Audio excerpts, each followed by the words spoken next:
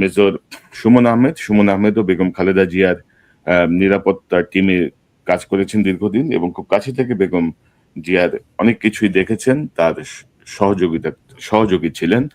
সুমন ভাই, আপনাকে স্বাগত জানাচ্ছি আজকের অনুষ্ঠানে। আসসালামু আলাইকুম। আমি জানি আপনার প্রত্যেকেই আবেগতাড়িত, আপনাদের প্রত্যেকের মনেই অনেক স্মৃতি আসছে, কারণ বেগম জিয়ার নিরাপত্তার সঙ্গে আপনারা যারা যুক্ত ছিলেন তারা অনেক কিছুই জানেন, যে যে বিষয়গুলো আমরা সাধারণ মানুষরা জানি না, সে বিষয়গুলো আপনারা জানেন, আপনাদের সঙ্গে মেনটেন করতে হয়। অর্থাৎ ফ্যামিলি মেম্বারের থেকেও আপনাদের সাথে ঘনিষ্ঠতা অনেক বেশি হয়, ফ্যামিলি মেম্বারের থেকেও আপনাদের কনসার্ন অনেক বেশি থাকে নিরাপত্তা এবং অন্যান্য ইস্যু মিলিয়ে। তো প্রথমে আমি শুরু করতে চাই সুমন ভাই আপনাকে দিয়ে, এই বেগম জিয়ার এই মহাপ্রয়াণের পরে আপনি কি মনে করেন, কিভাবে দেখছেন, আপনার স্মৃতিতে কোন বিষয়গুলো আসছে, বেগম জিয়াকে আপনি কাছে থেকে কিভাবে দেখেছেন? আপনার কাছ থেকে একটু স্মৃতিচারণ শুনতে চাই বেগম জিয়া সম্পর্কে, আপনাকে দিয়ে শুরু করতে চাই।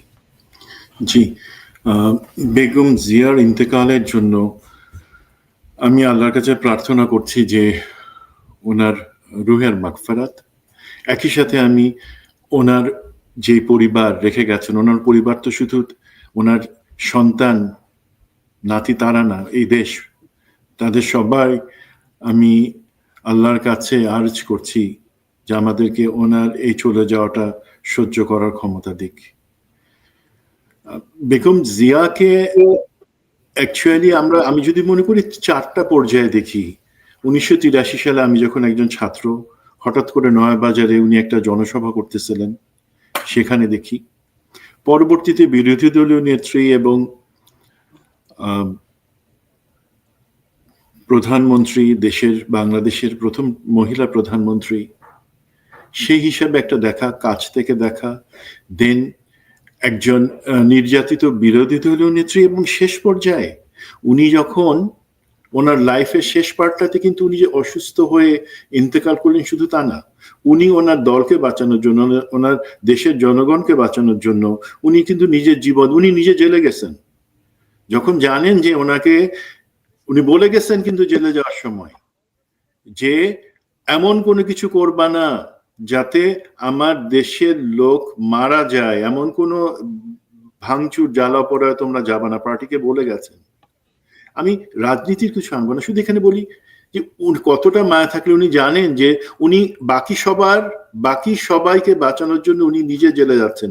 যদিও আমরা তাকে জেল থেকে বের করবার জন্য ওই ধরনের কোনো আন্দোলন করতে পারি নাই, সেটা আরেক দিনের গল্প। এবং আল্লাহ, অনেকে বলেন যে এই হাসিনা যদি তাকে এইভাবে মিথ্যা মামলায় জেলে নিত অথবা ওনাকে যদি এইভাবে ওনার বন্দি অবস্থায়, যেটা বলা হয় বিষ প্রয়োগ করা বা ওনাকে ইচ্ছাকৃতভাবে অসুস্থ করে ফেলা, সেই জিনিসগুলো যদি না হইতো, উনি আমাদের মাঝে আরো থাকতে পারতেন, আমরা ওনার চিকিৎসা করতে পারতাম।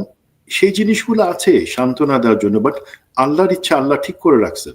আমাদের নিশ্চিত করতে হবে ওনাকে সাথে যারা অন্যায় করেছে তাদের বিচারটা আমাদের করতেই হবে।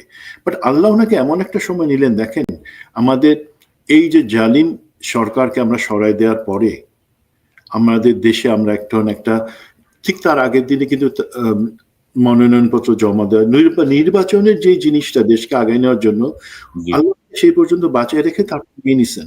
তো আমি মনে করি আল্লাহর কাছে শুকর, আল্লাহ যেভাবে নেন না কেন উনি ইনশাল্লাহ আমাদের সম্মানের জায়গায় সবসময় থাকবেন।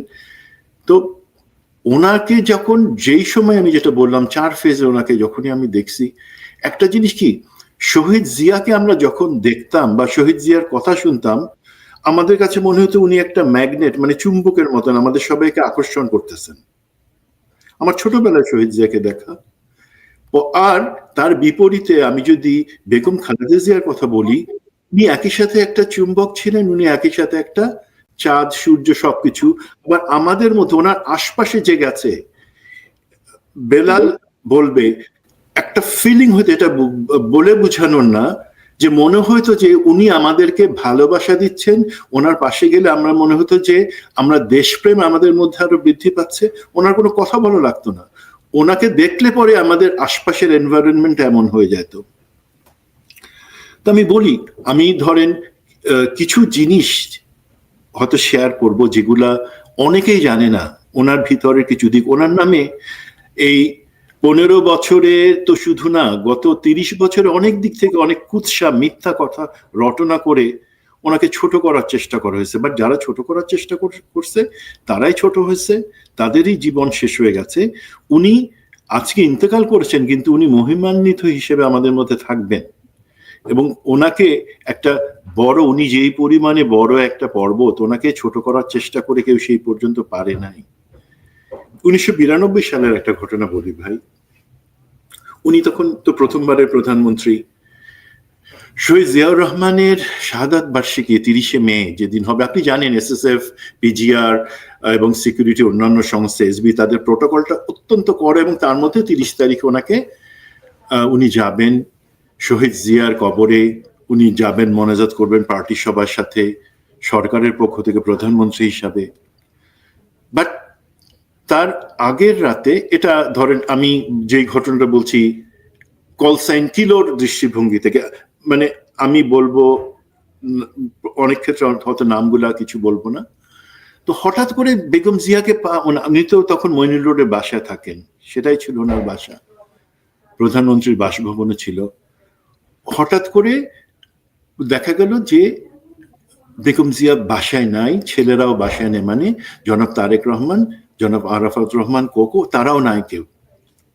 আর সিকিউরিটিতে যে ছিল ডিজিএফআই এর পক্ষ থেকে, সে একজন কিলো ওয়ানকে ফোন করে বলল যে স্যার একটা লাল গাড়ি বের হয়ে গেছে, যেটা জনাব তারেক রহমান মাঝে মাঝে ব্যবহার করেন, সেটাতে তো আমরা দেখলাম যে ওনারা দুইজন আছে, সাথে আরো দুইজনকে, বাট একটা লাল গাড়ি বের হয়ে গেছে মাত্র। এখন চিন্তা করেন, এসএসএফ, পিজিআর সবার মাথা খারাপ হয়ে গেছে যে প্রধানমন্ত্রী নাই, প্রোটোকলে বা প্রোটোকল অনুযায়ী উনি কোথায় যাবেন না যাবেন সমস্ত কিছু এগুলা এসএসএফ থেকে ঠিক করে দেওয়া থাকে, বাট ওনাকে কেউ পাচ্ছে না। তখন কিলো ওয়ান, যে তার নিরাপত্তার দায়িত্বের অফিসার, উনি বুদ্ধি করে ক্যান্টনমেন্টের সব গেটে ফোন করে জানলেন যে হ্যাঁ, শহীদ জাহাঙ্গীর গেট থেকে একটা লাল গাড়ি কিছুক্ষণ আগে বের হয়ে গেছে, বাট যাত্রী কারা সেটা বোঝা যায় নাই। তো কিলোওয়ান তখন বুদ্ধি করে বুঝতে পারলো যে সেখানে উনি সম্ভবত ওনার স্বামী শহীদ প্রেসিডেন্ট জিয়াউর রহমানের কবরে যাচ্ছেন নিরিবিলি কিছু সময় কাটানোর জন্য। But it's a risky, she is the prime minister of Bangladesh. তখন উনি বাকিদের খবর দিয়ে, তখন ছিল কিন্তু কবরে যাওয়ার জন্য সংসদ ভবনের যে পানির উপর থেকে একটা ভাসমান ব্রিজ, জি, তো ওনাকে পাওয়া গেল। উনি ব্রিজ ক্রস করে, সাথে আছেন, গাড়ি ড্রাইভ করে গেছে আরাফাত রহমান কোকো, তারেক রহমান সাথে আছেন, এবং ওনার একজন এডিসি সাথে আছেন, আর বেগম জিয়া। ওনারা কাউকে কিছু না বলে, কোনো আড়ম্বর না, কোনো ঢাকঢোল না, কোনো কিছু না, ওনারা সেখানে গেছেন দোয়া করবার জন্য শহীদ জিয়ার জন্য। ওনার স্বামী, ওনার ছেলেদের বাবা, দেশের জনপ্রিয় একজন প্রেসিডেন্ট, স্বাধীনতার ঘোষক, তার কবরে গেছেন ওনারা চুপি চুপি শ্রদ্ধা দেওয়ার জন্য, মোনাজাত করবার জন্য। পরে সেখানে সিকিউরিটি আসছে, এবং একই জিনিস 1993 সালেও কিন্তু হয়েছে।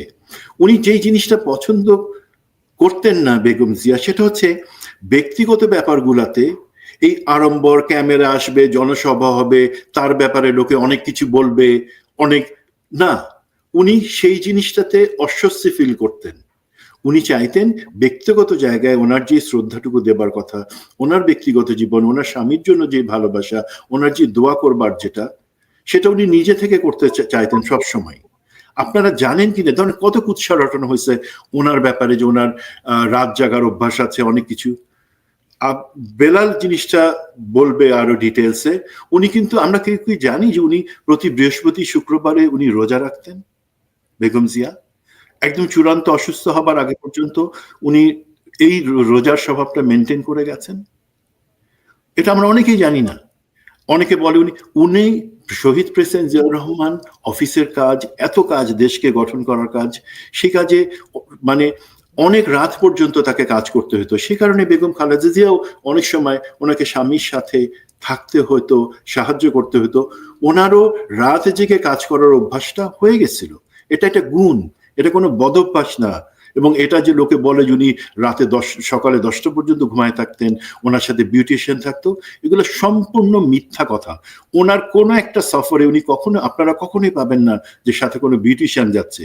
যদি আমরা পরবর্তীতে দেখছি আরেক প্রধানমন্ত্রী, তার ক্ষেত্রে বিউটিশিয়ান যাচ্ছে 3 জন।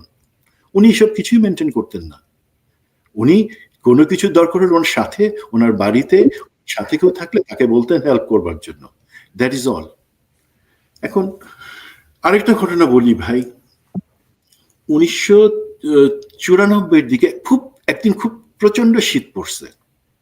তো সাধারণত বেগম জিয়া বা প্রধানমন্ত্রী উনি কোথাও যাবেন সেই ডিটেলস গুলা, সিকিউরিটি প্রোটোকল, এসএসএফ কিভাবে যাবে, কোথাও কে পুলিশ কিভাবে নিরাপত্তা দিবে, সমস্ত জিনিস আগে থেকে ঠিক করা থাকে। তো উনি হঠাৎ করে শুনলেন যে ব্রডকাস্টে যে শীতটা নাকি অনেক তীব্র। তো 1 ঘন্টার মধ্যে উনি বললেন যাদেরকে রেড ক্রিসেন্ট সোসাইটির প্রেসিডেন্ট, চেয়ারম্যান এবং ওনার সাথে এসএসএফ ডিটেলসে ওনার পার্টির কাউকে তেমন কিছু বলেন নাই। উনি বললেন যে এই লোকগুলা কষ্ট পাচ্ছে, আমি শীত বস্ত্র দিব, কোনো ক্যামেরা বা অন্যান্য কিছু দরকার নাই, কোনো অনুষ্ঠানের দরকার নাই। এবং উনি নিশ্চিত করলেন যে রেড ক্রিসেন্টের যেই স্টোরেজ থাকে সেখান থেকে কম্বল এবং সমস্ত কিছু মতিঝিলে চলে আসবে, এই কমলাপুর রেল স্টেশনের কাছে। উনি গেলেন ছোট্ট, উনি কোনো বড় লটবহর নিয়ে যান নাই, একদম মিনিমাম পসিবল ওনার সিকিউরিটির জন্য যাদের দরকার তাদেরকে নিয়ে উনি গেলেন। রাস্তায় লোকজন শুয়ে আছে, ঘুমাচ্ছে কুকরাই, তাদের গায়ে জামা নাই, কাঁপতেছে। উনি কিন্তু আগে থেকে নেমে গেলেন, উনি গাড়ি নিয়ে তাদের পাশে গেলেন না, গাড়িকে আগে থেকে নেমে, গাড়ি থেকে নেমে হেঁটে তার পাশে কম্বল নিয়ে লোকে যাচ্ছে, উনি তাদের গায়ে কম্বল দিয়ে দিচ্ছেন, সাথে কেউ তাকে জাগায় দিয়ে বলছে। এখন এই রাতের বেলা পাশে পুলিশ আছে, এইখানে লোকজন কে কম্বল দিল, যাদেরকে দেওয়া হচ্ছিল এত লোকজন দেখে, যাদেরকে কম্বল দেওয়া হচ্ছিল তারা ভাই ভয় পালায় যাইতেছে। বাট কিছুক্ষণ পরে যখন দূর থেকে তারা দেখলো যারে তো আমাদের দেশের, যেটা তারা কল্পনাও করতে পারে নাই, যাদেরকে তারা হয়তো কোনো সময় রাস্তা দ্বারা টিভিতে দেখছে, কোনো জনসভাতে দেখছে, সে আজকে নিজে থেকে এসে কোনো আড়ম্বর নাই, কোনো ঢাকঢোল নাই, তাদেরকে শীতবস্ত্র দিচ্ছে, কম্বল দিচ্ছে, নিজ হাতে দিয়ে দিচ্ছে।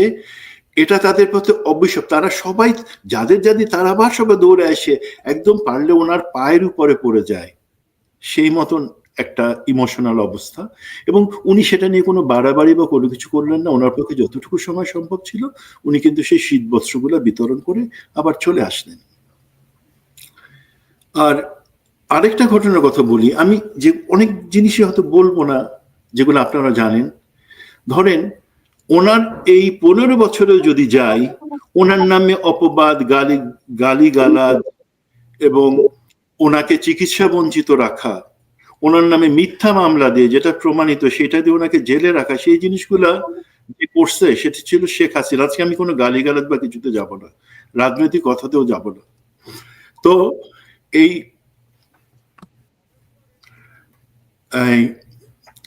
পুতুলের যখন পুতুলের বিয়ে, তখন প্রধানমন্ত্রী খালেদা জিয়া ওনাকে দাওয়াত করছে শেখ হাসিনা তখন বিরোধী দলীয় নেত্রী। তো বেগম জিয়া যাবেন বিয়ের অনুষ্ঠানের সময়, সেটা সংসদ ভবনে যে অনুষ্ঠানের জায়গা আছে সেখানে হচ্ছে, প্লাজাতে হচ্ছে। তো ওই আওয়ামী লীগ বা ওই বিয়েতে যারা আসছে তারা তো সবাই ওখানে আর্চওয়ে বসানো আছে নিরাপত্তার জন্য, যে গেট থেকে ঢুকতে হয়, সেটা তোয়াক্কা না করে সব লোক ভিতরে ঢুকে গেছে। এখন ডিজিএফআই, এসএসএফ তাদের তো মাথা খারাপ, যে একটা হচ্ছে সেইখানকার নিরাপত্তা, আরেকটা হচ্ছে যে এখানে তো একটু পরে প্রধানমন্ত্রী বেগম খালেদা জিয়া আসবেন, সেখানে এই প্রোটোকল মেনে তো তার বাদে তো অনুষ্ঠান হতে পারে না। একটা ভয়ঙ্কর অবস্থা। এর মধ্যেও হয়তো অনেকে ক্লিয়ারেন্স দিয়ে দিল না, ঠিক আছে, বাট আমি বলছি কিলোর কথা। কিলো তখন ফোন করে ওয়াকিটকিতে বললেন যে না, এই সিকিউরিটি ব্রিচ হয়েছে, এই অবস্থায় আসতে পারেন না, উনি যাতে না আসেন, এটা আমরা ঠিক করলেই পরে শুধু আসবেন। তখন এই এসএসএফ এর ডিজি, পিজিআর, তারা সবাই মিলে বিরোধী দলীয় নেত্রী শেখ হাসিনার কাছে গিয়ে বললো যে আপনার লোকজন যদি এই ঠিক মতো আবার অর্গানাইজ হয়ে আর্চওয়ের ভিতর থেকে না ঢুকে, তাহলে তো আমরা এখানে প্রধানমন্ত্রী আসতে পারবেন না।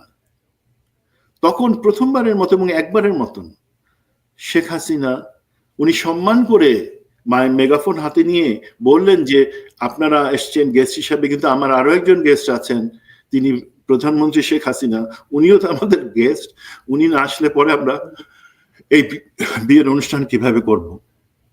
এবং তখন সবাই মিলে, আত্মীয় স্বজন না মিলে গিয়ে নেতা সবাই মিলে আর্চওয়ে থেকে সবাইকে ভিতরে। এদিকে কিন্তু বেগম জিয়ার জিনিসটা দেখেন, উনিও প্রথমবারের মতন উনিও কিন্তু প্রোটোকল মানলেন না। বেগম জিয়া উনি বললেন ডিজিএসএসএফ কে এবং ডিজিএফ কে যে ঠিক আছে, জানি আমার পক্ষে যাওয়ার সমস্যা, প্রোটোকল পারমিট করে না, বাট মেয়েটা কষ্ট পাবে। মেয়েটা মানে কি? সাইমা ওয়াজেদ পুতুলের কথা বললেন। উনি তাকে সবাইকে মেয়ের মতো দেখতেন। উনি বললেন যে মেয়েটা কষ্ট পাবে, আমি যদি যাইতে না পারি আমি যাব। উনি কিন্তু ক্লিয়ারেন্স দেওয়ার আগেই রওনা করে গেছেন, তারপরে সবকিছু ঠিকঠাক মতো হয়েছে এবং সেই অনুষ্ঠানে উনি গেছেন। তো এই যে মানবিক গুণ আলার একটা, তখন পর্যন্ত কিন্তু পলিটিক্সে উনি যে এক্সাম্পল গুলো রাখছেন, শালীনতা, সহমর্মিতা, একসাথে দেশ গড়ার চিন্তা, সেই জিনিসগুলো যদি আমরা শিখতাম, আওয়ামী লীগের কথা তো বাদ, জাতীয় পার্টির কথা বাদ, আমরা যারা আছি তারাও যদি শিখতে পারতাম, আমরা কিন্তু দেশটাকে অন্য জায়গায় নিয়ে যেতে পারতাম। সরি, আপনি একটু কন্টিনিউ করেন। না, বুঝতে পারছি সুমন ভাই আপনার ইমোশনাল জায়গাটা। এখন ধরেন বেগম জিয়ার উপরে যা গেছে, এবং আমি ধরেন সুমন ভাই, আমি ওই 2007-এ সম্ভবত আমি চ্যানেল আই থেকেই জয়েন করি, এবং পরেই তো 1/11-এর ওই সময়টায় বেগম জিয়া অ্যারেস্ট হয়ে গেলেন, শেখ হাসিনা অ্যারেস্ট হলো। তখন ওই যে খন্দকার দেলোয়ার আর সাবজেল ছিল মূল কাজ। এরপরে ম্যাডাম বের হয়ে আসার পরে আমি কিন্তু 2009-এর যে নির্বাচন, তার আগে ম্যাডামের সাথে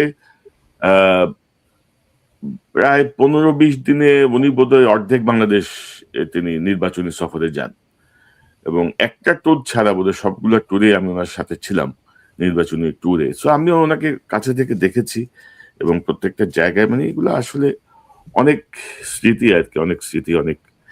ধরেন ভাই, আমরা একটা জিনিস বলতাম, যখন জেনারেল এরশাদ একটা ট্রেন্ড সেট করছিলেন, উনি বন্যা হচ্ছে, ঘূর্ণিঝড় হচ্ছে সব জায়গায়, হাঁটু পর্যন্ত পানির মধ্যে দিয়ে, কাদার মধ্যে থেকে যাচ্ছেন, তো একটা কথা চালু হয়ে গেছিল, বাংলাদেশে যেই দুর্যোগের দেশ, সেখানে দরকার পুরুষ শাসিত সরকার, মহিলারা এসে এখন কি করবে।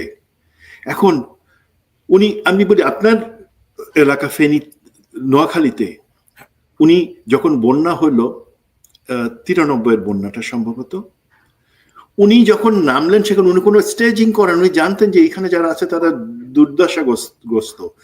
জায়গাটা হচ্ছে,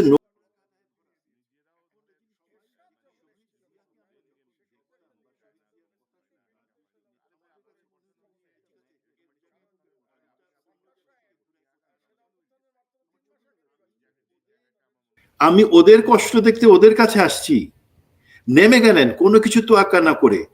ওনার সাথে শুধু এই হিসাবে একজন হাতে ধরলো, উনি সেই কাদা টাকলু পর্যন্ত, সেই কাদার মধ্যে থেকে উনি হেঁটে গেলেন, একটা বাড়িতে গিয়ে বসলেন, তাদের সাথে কথা বললেন। তো ওনার কোনো কিছু ওনাকে দমায় রাখতে পারে না তো ভাই, যে উনি একজন পুরুষ না মহিলা, ওনার কাজের মাধ্যমে ওনার, দেখেন ভাই, একটা জিনিস বলি, মেজর বেলাল একটু আগে বলতেছিল যে ওনার যেই সৌন্দর্য, আলহামদুলিল্লাহ, সেটা নিয়ে পার্সোনালি অ্যাটাক করার চেষ্টা করা হয়েছে। বিকজ কারা করছে? যাদের গা জ্বলতো, যাদের গা জ্বলতো। আপনি যে জাস্ট একটু, এটা পলিটিক্যাল কিছু না, এই প্রথমবারের সময় যে 95 যে মেয়র ইলেকশন প্রথমবার বাংলাদেশে যখন হইলো, তখন এখান থেকে হানিফ সাহেব ছিলেন, আর দিক থেকে আর বিএনপি থেকে একজন ক্যান্ডিডেট ছিলেন।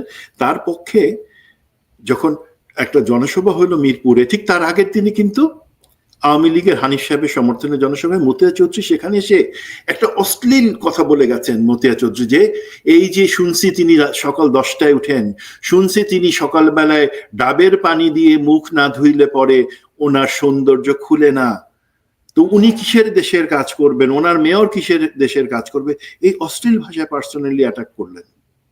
তারপরের দিনই যখন এখানে হলো, আপনার মনে আছে বিএনপির একজন নেতা ছিলেন, ভালো নেতা, রাজপথের নেতা, পটল, তিনি বক্তৃতা দিতে উঠে বেগম খালেদা জিয়া তাকে বলেন, মাননীয় প্রধানমন্ত্রী, বক্তৃতার শুরুতে আমি আপনার কাছে একটু মাফ চেয়ে নিচ্ছি। তারপর উনি সুন্দর করে বললেন, দেখেন, মতিয়া চৌধুরীর নাম তখন বেয়াদব চৌধুরী ছিল, সবাই বলতো যে দেখেন বেয়াদব চৌধুরী, আপনি গতকালকে এখানে সেই কথা বলে গেছেন, একটা আল্লাহ যাকে সৌন্দর্য দিয়েছেন সেটা নিয়ে আপনাদের যদি এত জলে অসুবিধা নেই, আপনারা যদি মনে করেন না ডাবের পানি দিয়ে সুন্দর হওয়া যায়, এই ঢাকা শহরে যত ডাব আসবে আমি ফ্রিতে আপনার বাসায় দিয়ে আসবো, আপনি সেটা দিয়ে গোসলও করেন, তাতেও যদি আপনার মনে হয় যে আপনার সৌন্দর্য খুলবে, সৌন্দর্য আল্লাহ ভিতর থেকে দেন, বাইরে থেকেও দেন। তো তখন কিন্তু বেগম জিয়া সেটা উস্কানি বা কোনো কিছু না, উনি ছোট্ট করে হালকা করে টোন ডাউন করবার জন্য ইশারা করলেন পটল সাহেবকে। বাট পটল সাহেব কথাটা সত্যি কথা বলছিলেন। দেখেন, উনি একজন রাজনৈতিক নেত্রী ছিল, মতিয়া চৌধুরী, উনি ইন্তেকাল করেছেন কিছুদিন আগেই, বাট আমরা কয়েকজন সেটা মনে রাখছি। আর আজকে বেগম জিয়া ইন্তেকাল করেছেন, আমাদের কাছে কিন্তু আমরা সেটা শোক সহ্য করতে পারছি না। আমরা জানি যে বাংলাদেশকে উনি যতটুকু দিয়েছেন, তার বিপরীতে আসলে বেগম জিয়াকে আমরা কিছু দিতে পারি নাই। ওনাকে অপমান করা হয়েছে, ওনাকে জেলে নেওয়া হয়েছে, ওনাকে অসুস্থ করা হয়েছে, ওনাকে ধীরে ধীরে মৃত্যুর মুখে ঠেলে দেওয়া হয়েছে। আমরা দেশ হিসাবে, জাতি হিসাবে কি উনি আমাদেরকে যা দিয়েছেন, যে একটা স্বাধীনতাকে ধরে রাখবার জন্য, তার বিপরীতে কিছু দিতে পারছি? আমরা পারি নাই, কিন্তু পারবো। তা যদি মনে করি পারি নাই, আমাদের কাছে হবে কিন্তু ভাই উনি যে আদর্শতা, যে সার্বভৌমত্বের প্রশ্নে আপোষ করা যাবে না। পিনাকিদা সুন্দর করে একটা জিনিসকে উঠাই নিয়ে আসছেন আজকে 1991 সালের কোর্ট, যে ওদের হাতে আছে নির্বাচনের সময় গোলামি জিনজির, মানে বিরোধী বাকশালী শক্তির কথা বলছেন, আর আমাদের হাতে আছে স্বাধীনতার পতাকা। একটা স্টেটমেন্ট পিনাকিদা রাইটলি সেটা উঠাই নিয়ে আসছেন, কিন্তু মেড দ্য ডিফারেন্স, লোকে বুঝতে পারছে যে কে কাদের হাতে। তো আমরা ওনার যে স্বপ্নটা, উনি যার জন্য আপোষহীন ভাবে সারা জীবন সংগ্রাম করে গেছেন, দেশকে নেতৃত্ব দিয়েছেন, এটা আমরা আগে নিব। সেটাই হচ্ছে এখন রিপে করবার। ওনার ঋণ যদি আমরা শোধ করতে চাই, ওনার জন্য কিছুই করতে পারি নাই, আমরা একটা বালুর ট্রাক সরাতে পারি নাই, ওনার জন্য কিছু করতে পারি নাই, এখন সময় আছে, সুযোগ আছে সেটা আগাই নেওয়ার জন্য। না ওটাই, শুধু তো ধরেন ওই বিষয়টা না, আরেকটা যে বিষয়টা, ওনার যে আপোষহীন যেই বিষয়টা ওনার ভেতরে ছিল, মানে বিল্ট ইনই বলবো আমি, বিল্ট ইন, যে দেশের স্বার্থে উনি যে আপোষহীন সিদ্ধান্তগুলো নিয়েছিলেন, ধরেন এরশাদের সাথে নির্বাচনে না যাওয়া, পরবর্তী সময়ে 1/11-এর সময় আপোষ করলে কিন্তু উনি নিরাপদে চলে যেতে পারতেন। তারেক রহমানের উপরে এত নির্যাতন নেমে আসে না। আরাফাত রহমান কোকো তো নির্যাতন পরবর্তী সাইড ইফেক্ট উনি মারাই গেলেন, তাই না? মানে নিজের মানে যুবক পুত্রকে দাফন করতে হলো, মাকে। তো এই জায়গাগুলোর পরেও কিন্তু তিনি চাইলে হাসিনার জেলে না যে হাসিনার সঙ্গে সমঝোতা করে দেশের বাইরে চলে যেতে পারতেন, তিনি চাইলে অনেক কিছুই করতে পারতেন। কিন্তু ধরেন এই জায়গাগুলো কিন্তু আমরা কিন্তু ভুলে গেলে, মানে এটা ওনার প্রতি একটা ইনজাস্টিস হবে, যে উনি দেশের জন্য, দেশের গণতন্ত্রের জন্য ওনার যেই স্ট্রিক্ট যে অবস্থান আর কি, সেই জায়গাটা মনে হয় যেন আমাদের মানে মনে রাখা উচিত এবং অনুসরণ করা উচিত, উনি যে পদ্ধতিতে ভেবেছিলেন। এবং দুর্নীতির কোনো ছোঁয়া তার মধ্যে লাগে নাই। এবং আপনি যেটি বলছিলেন কারেক্ট, যে সুমন ভাই, যে ধরেন আমরা তো ওনার জন্য আসলে কিছু করতে পারিনি, একটা বালুর ট্রাক সরাইতে পারিনি, আমরা 6টা বছর উনি জেল খাটলেন, আমরা ওনার জন্য একটা কার্যকর কোনো জোরালো আন্দোলন করতে পারছি? আমি সেটাও করতে পারিনি। কিন্তু মানে বিএনপির দুর্ভাগ্য বলবো আমি, যে বিএনপির ধরেন স্ট্রং কোনো সুশীল সমাজ গড়ে তুলতে পারে নাই বিএনপি, কালচারাল উইং নিয়ে বিএনপি স্ট্রং না, এবং যার জন্য ধরেন মানে হাসিনাদের শত শত অপপ্রচারও কিন্তু মিনিমাম কেউ কোনো কাউন্টার দিতে আসে নাই, মিনিমাম কোনো যুক্তি দিয়ে এটা যে একটা যাহা মিথ্যা কথা বলা হচ্ছে সেই জায়গাগুলো তারা কখনো প্রতিরোধ করে নাই বা প্রতিবাদ করে নাই, এমন বহু এক্সাম্পল আমি দিতে পারি।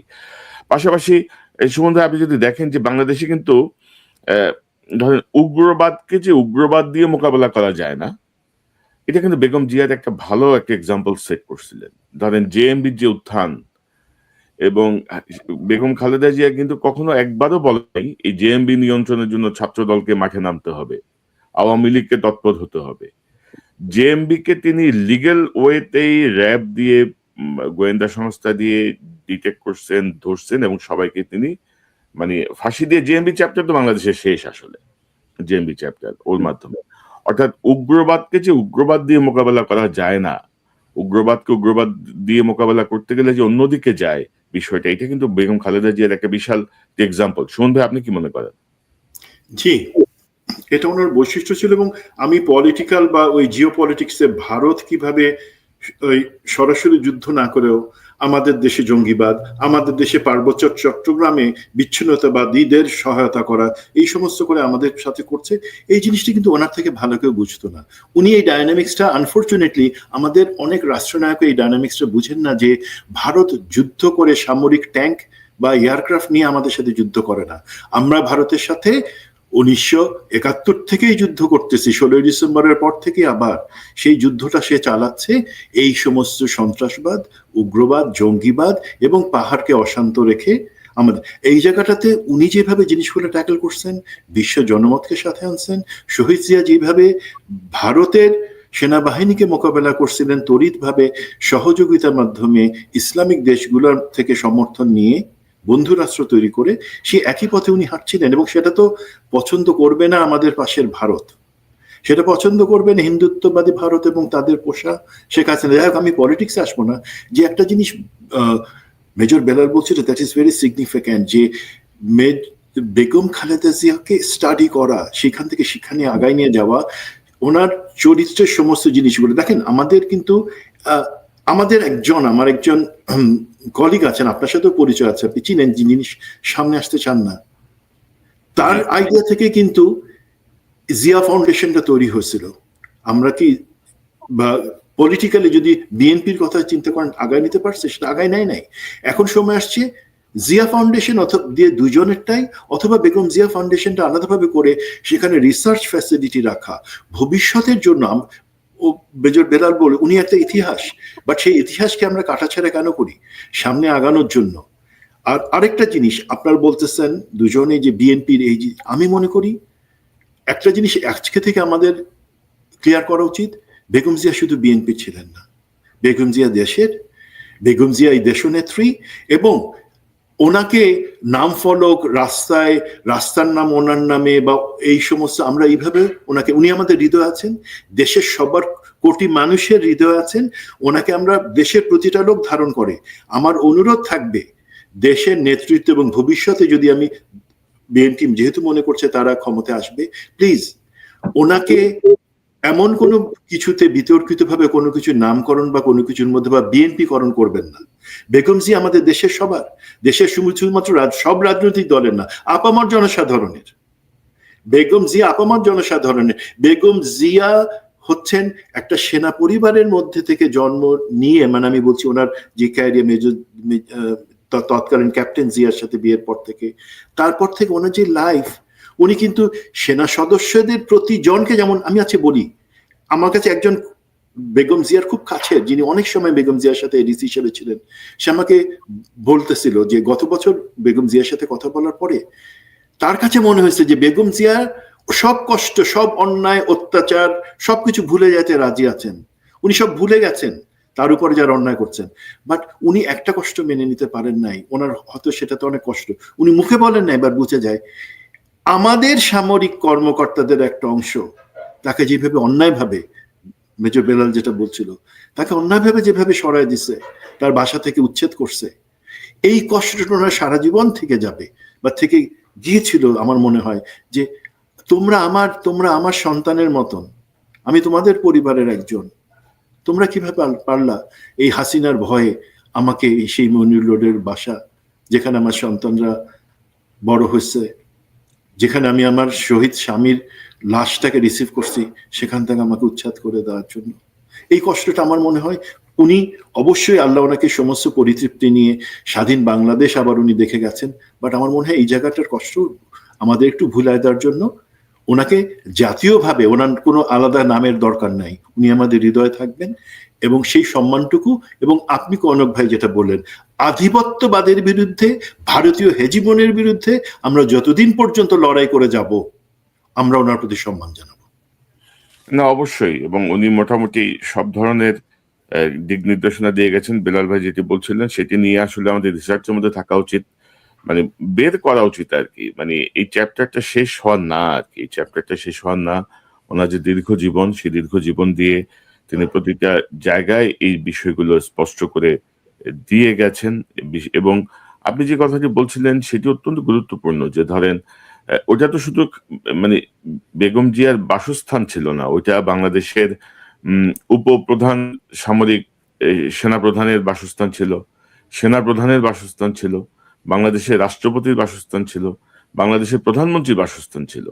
তো এই জায়গাটা তো ধরেন আর্কিওলজিক্যাল জায়গার দৃষ্টিকোণ থেকে বা ঐতিহাসিক দৃষ্টিকোণ থেকেও তো এই জায়গাটা সংরক্ষণ করা রাষ্ট্রের দায়িত্ব ছিল। তো সেখানে ধরেন এখন হাসিনার ফাঁদে পড়ে কেউ যদি ফ্ল্যাট, বাড়ি, গাড়ি, কিছু টাকা, সুযোগ সুবিধার জন্য যদি এসব বেইমানি করে, তাদের ওই কুকুরের মতো জীবন হবে, কুকুরের মতো মৃত্যু হবে। তারা প্রকৃতি তাদেরকে শেষ করে দিবে। জি। এটা আল্লাহর বিচার বলে একটা বিষয় তো আছেই। তো বেগম জিয়া কখনোই কারো প্রতি কখনো মানে ক্ষোভ, উষ্মা, ঘৃণা কখনো প্রকাশ করেন নাই। এটা ছিল তার একটা চারিত্রিক বৈশিষ্ট্য। এবং শত কিছুর মধ্যেও তিনি এটি শান্তিপূর্ণ ভাবে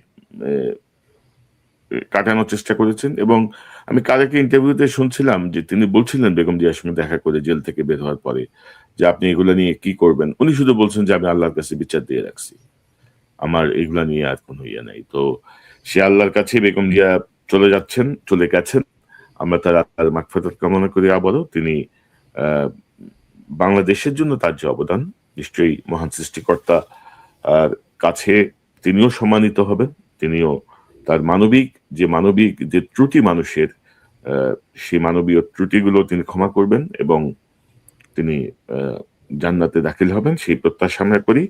তার জন্য আমাদের সর্বান্তকরণে প্রার্থনা। আগামীকাল হয়তো তিনি সমাহিত হবেন।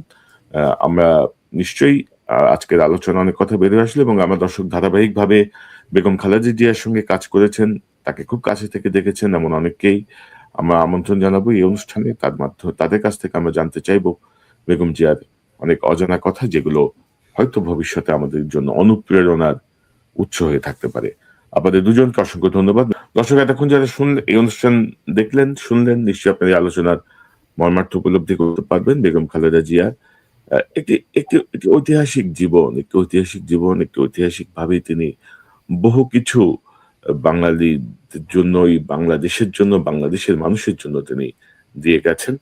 আহ কাল পরিক্রমায়, বিভিন্ন গবেষণায়, বিভিন্ন বিশ্লেষণে নিশ্চয়ই এই বিষয়গুলো আমাদের সামনে আসবে। ভবিষ্যৎ প্রজন্মের জন্য আমরা যদি তার যে বক্তব্য, তার যে নির্দেশনাগুলো, সেগুলোকে যদি আমরা এটি কাঠামোবদ্ধ করতে পারি, তাহলে আমাদের ভবিষ্যৎ সংকটে অনেক সিদ্ধান্ত গ্রহণে আমাদের জন্য সহজ হবে। দর্শকের চ্যানেলটি সাবস্ক্রাইব করে আমাদের পাশে থাকুন। এই চ্যানেলের মেম্বারশিপ নিয়ে আমাদের পাশে থাকুন। আবারও দেখা হবে ইনশাআল্লাহ। আসসালামু আলাইকুম।